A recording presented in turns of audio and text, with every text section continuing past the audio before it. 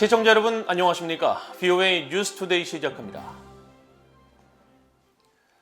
미국 정부가 북한에 유류를 수출하는 데 관여한 싱가포르 국적자 등 개인 2명과 회사를 전격 제재 대상에 올렸습니다. 북한의 탄도미사일 발사가 잇따르는 상황에서 3년 전 대북 제재 위반에 연루된 싱가포르와 타이완 국적자 등을 제재 대상에 올린 것인데 국무부는 북한 문제를 좌시하지 않겠다는 뜻을 거듭 강조했습니다. 첫 소식 함지하 기자가 보도합니다. 미국 재무부 해외자산통제실은 7일 북한에 유류를 공급한 개인 2명과 회사 3곳에 대한 독자 제재를 발표했습니다. 제재 명단에 오른 개인은 싱가포르 국적자 곽이생과 타이완 출신 천시환으로 해외자산통제실은 이들이 선박 커리저스호를 이용해 2019년 북한 남포로 유류를 운송하고 해상에서 북한 선박에 유류를 건네는 등 불법 행위를 저질렀다고 밝혔습니다. 곽이생은 이미 지난해 같은 혐의로 미국 뉴욕 남부 연방법원에 기소된 인물로 현재 연방수사국 FBI의 수배 대상입니다. 그의 선박 커리저스호도 지난해 민사 몰수 소송을 거쳐 미국 정부 자산으로 귀속된 바 있습니다. 당시 뉴욕 남부 연방검찰은 곽이생에 대한 기소장과 커리저스호 몰수소장에 곽이생이 2018년 2월부터 2020년 3월까지 여러 차례에 걸쳐 북한을 대리해 유류를 구매하고 이를 북한으로 운송한 행위 등을 고발했습니다. 해외자산통제실도 같은 내용을 확인하면서 2019년 9월 커리저스호가 북한 선박 새별호에 유류를 실어 나르고 직접 남포의 유류 하역시설에 정박한 장면이 담긴 위성사진을 공개했습니다. 해외자산통제실은 곽이생과 그의 사업 파트너인 천시생이 허가 없이 북한 정권의 물품이나 서비스, 기술을 수출하지 못하도록 한 미국 대통령 행정명령 13810호에 의거해 이번 제재 대상에 포함됐다고 밝혔습니다. 이날 함께 제재 대상에 오른 회사는 곽이생이 직간접적으로 운영하는 마셜 제도 소재 뉴이스턴 쉬핑과 싱가포르 소재 안파사르 트레이딩, 스완시 포트 서비스입니다. 이번 제재는 북한의 최근 잇따른 탄도미사일 발사에 대한 대응 조치로 해석됩니다. 토니 블링컨 국무장관은 이날 발표한 성명에서 북한은 올해 전례 없는 속도와 규모, 범위의 탄도미사일 발사를 이어가고 있다며 오늘 미국은 북한에 정제유를 운송한 개인 2명과 기관 3곳에 제재를 부과했고 이들의 행위는 북한의 무기 프로그램과 군을 직접적으로 지원한다고 지적했습니다. 국무부는 북한 문제 책임을 미국에 돌리고 있는 중국과 일부 친북 인사들의 주장에 대한 논평 요청에 불안정한 행동의 주체는 북한이란 점을 거듭 분명했습니다. Well, if your question is who is responsible for the destabilizing actions, that is very clear. It is the DPRK, which this week we have seen a number of ballistic missile tests, all of which are in clear violation of multiple UN Security Council resolutions, and not just pose a threat to its immediate neighbors, but also the region. 파텔 부대변인은 이어 미국 정부의 새 대북 제재를 사례로 들면서 미국은 북한 문제에 면밀히 주의를 기울이고 동맹 파트너들과 관여할 것이라고 강조했습니다. VOA 뉴스 함지하입니다. 미국 육군 제2 스트라이커 여단 전투단이 8일 한국에 순환 배치된다고 미 8군 사령부가 밝혔습니다. 미 8군 사령부 공보실은 7일 보도자료를 통해 미국 육군 제1기갑사단 예하 기갑여단 전투단이 9개월간의 순환 배치를 마치고 본국으로 복귀함에 따라 제2 스트라이커 여단 전투단이 최초로 한국에 순환 배치돼 8일 도착할 것이라고 밝혔습니다. 스트라이커 여단 전투단은 레이저 대공 무기를 탑재하고 기동성과 강한 화력을 갖춘 중형 장갑차 스트라이커 장갑차를 운용하고 있으며 앞서 제1기갑여단 전투단이 운용하던 M1 에이브럼스 전차와 M2 브래들리 전투 차량 등의 장비는 계속 한국에 남아 운용될 예정인 것으로 알려졌습니다. 미 8군 사령부는 이번에 배치될 제2 스트라이커 여단 전투단은 뛰어난 기동성과 집약된 전투력으로 다양한 지형이나 기상 여건에서도 효과적인 작전을 펼칠 수 있다며 한국에서 전투력 향상에 기여할 것이라고 강조했습니다. 일본의 민간 국제항공사인 전일본 공수항공 ANA가 북한의 최근 중거리 탄도미사일 발사 당시 일본 당국으로부터 관련 정보를 공유받았다고 밝혔습니다. ANA 항공의 대변인은 7일 북한이 지난 4일 일본 상공을 넘어 태평양에 떨어진 중거리 탄도미사일을 발사할 당시 관련 당국으로부터 경고를 듣거나 위험 가능성을 공유했느냐는 VOA의 질문에 보안상의 이유로 세부 사항을 모두 공개할 수는 없다면서도 이같이 밝혔습니다.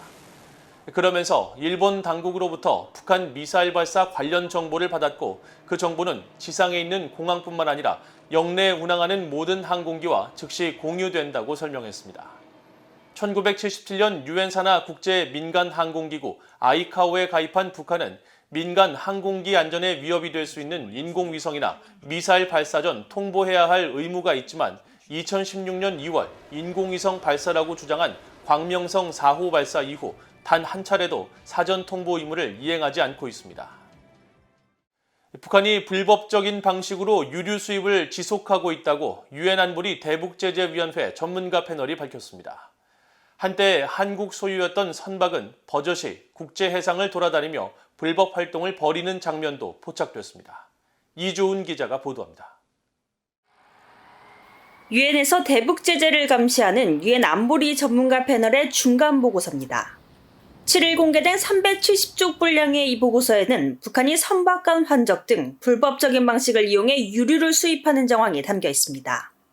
전문가 패널은 2022년 1월부터 4월 사이 북한 유조선 16척이 27차례에 걸쳐 남포시설로 정제유를 반입하는 장면이 담긴 위성사진을 유엔 회원국 한 곳으로부터 제공받았다며 이를 토대로 확인한 결과 북한은 45만 8,898배럴에 달하는 정제유를 남포로 유입한 것으로 파악됐다고 밝혔습니다.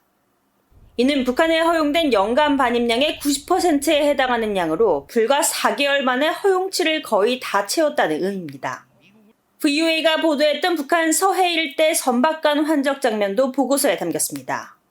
전문가 패널은 선박 2척에서 3척이 서로 맞닿은 장면이 담긴 위성사진을 공개했는데 3척이 맞댄 경우엔 이 중 한 척이 화물을 옮기는 데 사용되는 크레인용 바지선일 가능성이 있다고 전했습니다. 북한이 서해에서 석탄 등 무거운 물체를 환적한 사실을 시사한 겁니다.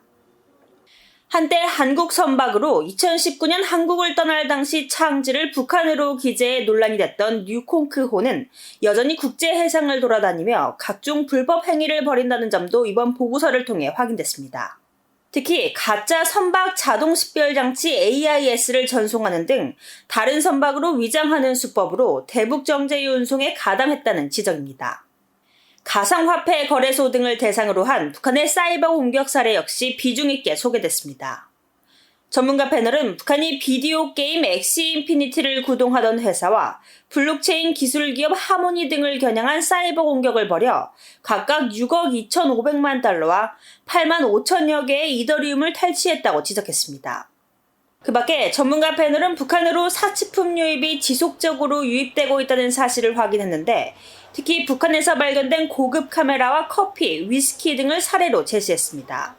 또 북한 관리들이 일본 미쓰비시의 SUV 차량 파제로를 사용하는 점에 주목하면서 해당 차량이 북아시아와 중동 지역에서 판매된 제품이라고 확인했습니다. VOA 뉴스 이조은입니다. 캐나다 사이버 안보를 담당하는 통신안보청의 캐롤린 사비에르 청장이 사이버 범죄 위협에 대해 경고하며 북한을 지목했습니다. 사비에르 청장은 6일 캐나다 의회 국방위원회에 출석해 북한과 중국, 러시아, 이란 등 국가가 지원하는 사이버 프로그램은 캐나다에 가장 큰 전략적 위협을 제기하고 있다고 밝히고 국가 지원을 받는 행위자로부터의 사이버 위협 활동은 캐나다의 주요 인프라 시설을 목표로 할 수 있으며 해당 시설의 운용과 정보 기술 또한 목표가 될 수 있다고 강조했습니다. 사비에르 청장은 이어 이런 범죄 집단은 랜섬웨어나 개인정보, 온라인 사기 행위 등 다양한 기술을 이용한다며 실제로 최근 캐나다에 침투하려는 사례를 포착했다고 말했습니다. 북한 정권은 라자루스 등 해커 집단을 국가적 차원에서 지원하며 이들을 암호화폐나 국가 정보 기밀 등 각종 해킹에 동원하는 것으로 알려져 있습니다. 미국 민주당의 상원 의원이 한국산 전기차를 보조금 지급 대상에서 제외하는 인플레이션 감축법 IRA 규정을 임시적으로 유예하는 법안을 발의했습니다. 한국 현대자동차 그룹이 전기차 공장을 건설하기로 한 조지아주를 지역구로 두고 있는 라파엘 원옥 민주당 상원 의원이 지난달 29일 발의한 미국을 위한 저렴한 전기차 법안은 전기차 세액공제 혜택을 받기 위해서는 북미에서 최종 조립돼야 한다는 인플레이션 감축법 IRA의 새 규정 시행에 유예 기간을 두는 내용입니다. 원옥 의원의 법안은 IRA 전기차 보조금 지급 대상이 되기 위한 요건 중 최종 조립 관련 규정은 2026년까지 유예하고 주요 광물과 배터리 부품 관련 세금 공제 관련 규정도 오는 2031년까지 매년 단계적으로 시행하는 내용이 담겼습니다. 이 법안은 IRA가 시행될 경우 미국과 캐나다 등 북미가 아닌 한국과 유럽 등의 전기차가 보조금 지급 대상에서 제외돼 논란이 일고 있는 가운데 나왔습니다. 이상으로 VOA 뉴스투데이를 모두 마칩니다. 시청해주신 여러분 고맙습니다.